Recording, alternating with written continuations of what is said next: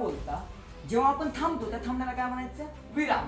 आणि थांबणं जेव्हा आपण विशिष्ट चिन्हाने दाखवतो तेव्हा त्या चिन्हांना काय म्हणायचंय?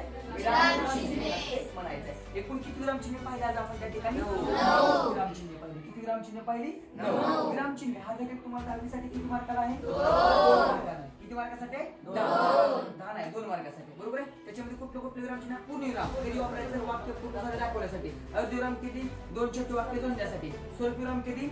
एकाच जातीचे शब्द आणि लागोपाठ आल्यास त्या ठिकाणी काय वापरायचंय? स्वल्पविराम त्या ठिकाणी वापरायचं. कोणतं चिन्ह वापरायचंय? स्वल्पविराम. त्याच्यानंतर कुठला आहे?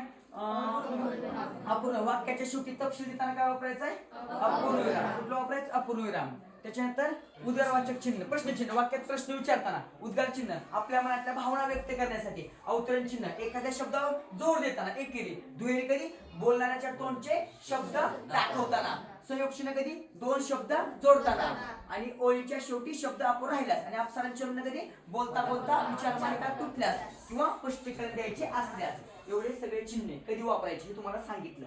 तुमच्या हक्काची मार्ग जाऊ द्यायची नाही. विराम चिन्ह डेफिनेशन एक जण सांगा, 2 जण सांगा. मग ठीक आहे, 1 जण सांगा. सांग लवकर फास्ट. विराम चिन्हे सगळे मिळून सांगा हळू. हा बोल.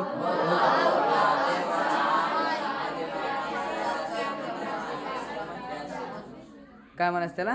विराम चिन्हे असे.